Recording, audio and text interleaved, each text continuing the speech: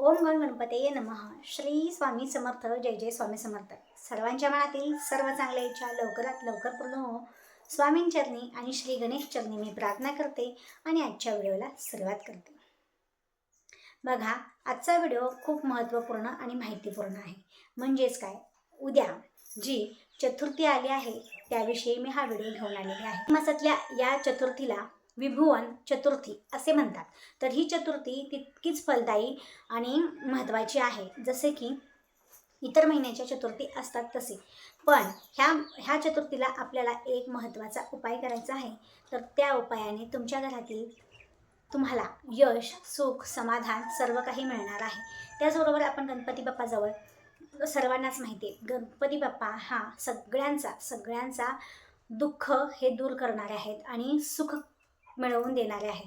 तर आपल्या प्रत्येक शुभ कार्याच्या वेळेस आपण गणपती बाप्पाचं दर्शन घेतो, गणपतींची विनवणी करतो, गणपतीची पूजापाठ करतो आणि सुरुवात करत असतो. तसेच हा जो महिना आहे भगवान विष्णूंना समर्पित आहे. म्हणजेच भगवान विष्णूंची तर आपल्याला सेवा करायचीच आहे. पण चतुर्थी विशेष आपल्याला अधिक मास महिन्यात ही चतुर्थी आलेली आहे, तिला विभुवन चतुर्थी असे म्हणत असतात. त्याचबरोबर ह्या विभुवन चतुर्थीला आपल्याला काही महत्त्वाचे उपाय करायचे असतात. सगळ्यालाच माहिती आहे की गणपती बाप्पांचे आवडीचे पदार्थ मोदक, लाडू, त्याचबरोबर जास्वंदीचं फूल, दुर्वा हे सगळ्यालाच माहिती आहे. पण काही उपाय इतके महत्त्वाचे असतात की जे तुम्ही केल्याने तुमच्या घरात यश, कीर्ती, सन्मान वाढतो. त्याचबरोबर दुःख, दारिद्र्य, संकट ही नाश होतात. तर गणपती बाप्पाचे उद्या पूजन कसे करायचे आहे, जलाभिषेक कसा करायचा आहे, हे सर्व आपण ऐकणारच आहोत. पण त्यापूर्वी चॅनेलवर नवीन असाल तर चॅनेलला सबस्क्राईब करा, व्हिडिओला एक लाईक अवश्य करा. भक्तिशक्ती या यूट्यूब चॅनलचा परिवार मोठा करण्यास पाठिंबा द्या. तर मंडळी, उद्याची जी चतुर्थी आहे तिचा जी चंद्रोदय आहे ते 9:47चा आहे. म्हणजे आपल्याला ही जी चतुर्थी आहे ती 9:47ला सोडू शकतो. पण 9:47ला आपण काय करायचं आहे, तर त्यावेळी आपल्याला भगवान गणेशाची पूजा करून त्यांना फूल, दुर्वा वाहून, मोदक अर्पण करून, त्याचबरोबर चंद्रोदयाची सुद्धा आपल्याला पूजा करायची आहे. चंद्रदर्शन करून मग आपण हा उपवास सोडायचा असतो. पण हे झालं आपण नेहमीच्या चतुर्थीला करतो त्या पद्धतीचा. पण ही जी चतुर्थी आहे ती अधिक मासात आलेली आहे. तर मग अधिक मासात बऱ्याच जणांना माहिती आहे, अधिक मासात 33 म्हणजे 30+3 ह्या अंकाला खूप महत्त्व आहे. म्हणून जर तुम्ही आपल्या गणपती बाप्पांना जर तिळाचे लाडू, तिळाचे मोदक जर तुम्ही 33 ह्या अंकात जर दाखवला प्रसाद तर अत्यंत फलदायी आहे आणि दान केले तर अत्यंत फलदायी, अत्यंत शुभ आहे. पण यथाशक्ती तुमच्या इच्छेने तुम्ही 33 बनवू शकता. जर तुम्ही 33 हा अंक न वापरू नसेल शकत, म्हणजे प्रसादासाठी तुम्ही 21 नेहमीप्रमाणे जर करणार असाल तर करू शकता. पण 33 हा अंक तुम्हा सगळ्याला माहिती आहे किती महत्त्वाचा आहे. 33 कोटी म्हणजेच 33 कोटी देवता जे आहेत ना, त्यांचा आशीर्वाद असतो. त्यांना सुद्धा समर्पण हे केलं जातं, त्यांना सुद्धा हे दान दिलं जातं. म्हणून काय करायचं, 33 कोटी म्हणजे काय, 33 करोड नव्हे. मी प्रत्येक व्हिडिओमध्ये सांगत असते, 33 कोटी म्हणजे 33 प्रकारचे देवी देवता.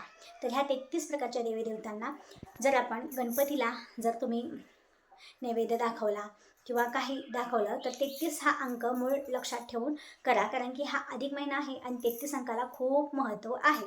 म्हणून बघा, तुम्ही जी उद्याची चतुर्थी आहे तर महत्त्वपूर्ण व्हिडिओ आहे. तर म्हणजे एक काम करा, तुम्ही जर प्रसाद म्हणून मोदक किंवा लाडू जर दाखवू शकत नसाल, अर्पण करू शकत नसाल, तर 33 ध्रुवांची काळीची जुडी बनवायची आहे आणि ती गणेशाला अर्पण करायची आहे. हे जरी केलं तरी तुम्हाला अतिशय फळ मिळणार आहे. तुमच्या मार्गातील अडचणी, संकटे दूर होणार आहेत. तुमच्या एखाद्या कार्यामध्ये तुम्ही प्रवेश केला असेल आणि गणपतीपुढे विनवणी करत आहात, प्रार्थना करत आहात, तर नक्कीच गणपती बाप्पापर्यंत पोहोचणार आहे. आणि ते कार्य सिद्धीत जाण्यासाठी भगवान विष्णू, माता लक्ष्मी आणि श्री गणेश ह्या तिन्ही देवतांचा तुम्हाला आशीर्वाद सुद्धा मिळणार आहे. तर हे झालं मेन प्रसाद दाखवण्याचं किंवा गणपतीला दान करण्याचं गोष्ट. दुसरी गोष्ट म्हणजे तुम्ही उद्याची पूजा कशी कराल तर बघा, गणेशाला सकाळीच आपण षोडशोपचारे पूजा करून घ्यायची आहे. संध्याकाळच्या वेळी देवाला देवी देवतांना हात लावायचा नसतो.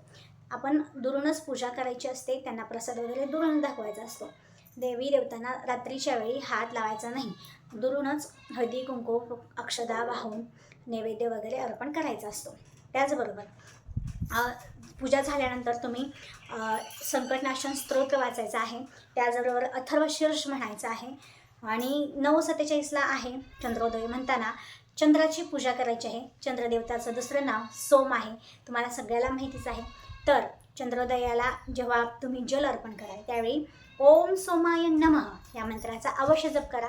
यामुळे आणि बघा, चंद्रदर्शनानंतरच आपल्याला हा उपवास जो आहे तो सोडायचा आहे. तर हा उपाय अवश्य करा आणि तुमच्या यशाची गुरुकिल्ली मिळवा.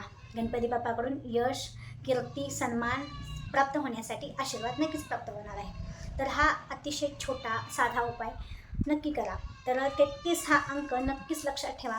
आणि तुम्ही 33 जर मोदक करून दाखवू शकत असाल प्रसाद तरीही चालणार आहे. जर नसेल दाखवू शकत तर तुम्ही 33 दुर्वांच्या गाड्यांचा जोडी बांधायची आहे आणि ती दुर्वा गणपती बाप्पाला व्हायची आहे. सगळ्यालाच माहिती आहे गणपती बाप्पाला दुर्वा, त्याचबरोबर जास्वंदीचं फूल आणि मोदक फार आवडीचे आहेत. ह्या तिन्हीपैकी कोणतीही तुम्ही पदार्थ किंवा कोणतीही गोष्ट 33 ह्या अंकाकडे लक्ष देऊन समर्पित करा.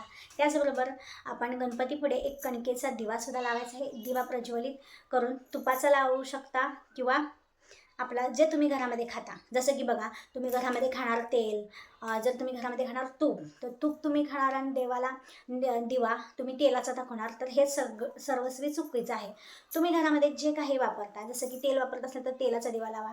जर तेल नसून म्हणजे तूपच खात असेल तर तुपाचा दिवा लावा. तरच तुमची जी भावना आहे ना ती देवाप्रती आहे असं वाटतं. नाहीतर मग काय की देवासाठी वेगळं, इतर पाहुण्यांसाठी वेगळं आणि स्वतःसाठी राजभोग असंच नसावं. माणसाने समान वागणूक ठेवावी. म्हणजे बघा, एखाद्या अतिथीला आपण भोजनास बोलवलं आहे, समजा आमरस चपाती केली आहे, आमरस पुरी भाजी केली आहे किंवा केली आहे आणि माझा लाडू यायचा आहे, माझं बाळ यायचं आहे म्हणून त्याला सेपरेट असं ठेवलं बाजूला, तर तसं चालत नाही. पाहुणा अतिथी येणार आहे ना तर त्याला पोटभर जेवून खाऊ घालू द्यायचं, असं बाजूला अजिबात काढून ठेवायचं नसतं. संपलं तर संपलं, पुन्हा करून वाढा ना तुमच्या लाडूला, तुमच्या पेढ्याला. तर आजचा व्हिडिओ कसा वाटला नक्कीच कमेंट करून कळवा. त्याचबरोबर भक्तिशक्ती या यूट्यूब चॅनलचा परिवार मोठा करण्यास पाठिंबा द्या. धन्यवाद. श्री स्वामी समर्थ. जय जय स्वामी समर्थ. सर्वांच्या मनातील सर्व चांगल्या इच्छा लवकरात लवकर पूर्ण हो स्वामींचरणी मी प्रार्थना करते आणि आजच्या व्हिडिओची समाप्ती येथेच घेते. धन्यवाद. श्री स्वामी समर्थ. जय जय स्वामी समर्थ.